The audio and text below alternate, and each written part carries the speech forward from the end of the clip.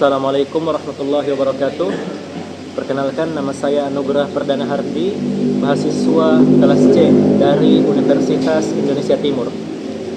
Insyaallah pada kesempatan kali ini saya akan mempresentasikan makalah saya dalam bentuk PPT dengan judul Perkembangan Individual.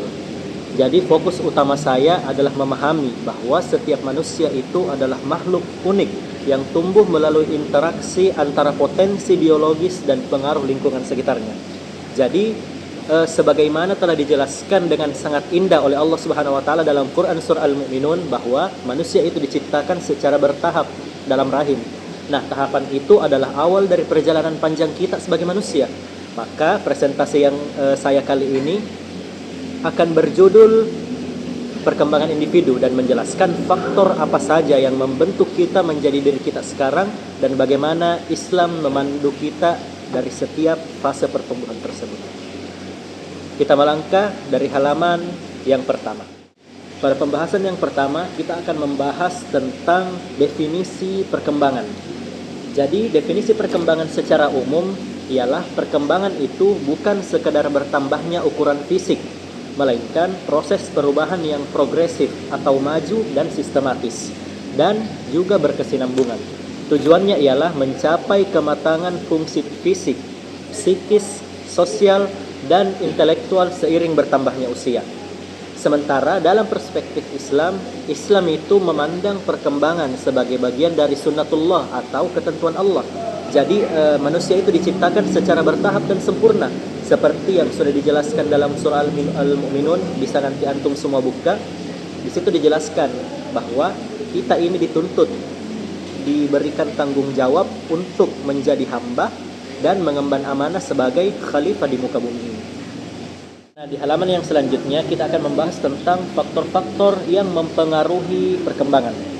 Kita mulai dari yang pertama. Yang pertama itu ada yang namanya faktor internal atau biologis atau fitrah. Nah, ini meliputi warisan genetik, struktur tubuh, dan potensi dasar atau fitrah yang dibawa sejak lahir. Selanjutnya ada juga yang dinamakan dengan faktor eksternal atau lingkungan. Nah, yang dimana ini adalah pengaruh dari pola asuh keluarga, lingkungan sekolah, masyarakat, dan juga budaya tempat individu tumbuh. Karena keluarga itu adalah faktor utama yang membentuk arah keimanan dan karakter anak. Nah, selanjutnya ada juga yang dinamakan dengan faktor spiritual, yang dimana hubungan individu dengan Allah Subhanahu wa taala yang mempengaruhi kedewasaan moral dan keseimbangan hidup secara holistik. Halaman selanjutnya ini tidak kalah penting lagi, karena ini menjelaskan tentang periodisasi perkembangan. Nah, periodisasi perkembangan manusia itu dimulai dari masa prenatal atau kandungan, yang dimana fase tercepat perkembangan fisik. Jadi sejak di rahim, janin ini sudah memiliki potensi kehidupan dan dipengaruhi oleh kondisi psikologis serta spiritual ibunya. Yang kedua ialah masa bayi dan kanak-kanak, dimulai dari usia 0 sampai 6 tahun. Nah, ini adalah masa emas. Kenapa dikatakan sebagai masa emas? Karena disinilah masa di mana pembentukan dasar kepribadian, motorik, dan bahasa melalui pembiasaan nilai-nilai Adam. Selanjutnya ialah masa anak sekolah, dimulai dari usia 6 sampai 12 tahun. Nah, pada masa ini fokus pada kemampuan berpikir logis dan interaksi sosial. Nah, dalam Islam sendiri, ini adalah masa mulai diperkenalkannya tanggung jawab ibadah. Contohnya seperti sholat ataupun puasa dan lain-lain. Selanjutnya ialah masa remaja, dimulai dari 12 sampai usia 20 tahun. Nah, masa transisi yang penuh gejolak emosi dan pencarian jati diri. Karena di usia ini, individu ini sudah mulai memikul tanggung jawab agama dengan sepenuhnya, atau dalam Islam disebut dengan mukallaf. Dan yang terakhir ialah masa dewasa dan lansia atau lanjut usia. Jadi fase kematangan emosional dan pengambilan keputusan yang kemudian berlanjut pada peningkatan kebijaksanaan spiritual di masa kini.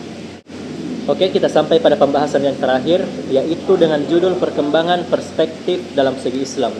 Jadi Islam ini menekankan keseimbangan 3 dimensi utama manusia agar mencapai derajat insan kamil atau disebut dengan manusia paripurna. Yang pertama ialah dimensi jasmani. Jadi dimensi jasmani ini ialah menjaga kesehatan dan kekuatan fisik agar tubuh siap digunakan untuk beramal dan beribadah.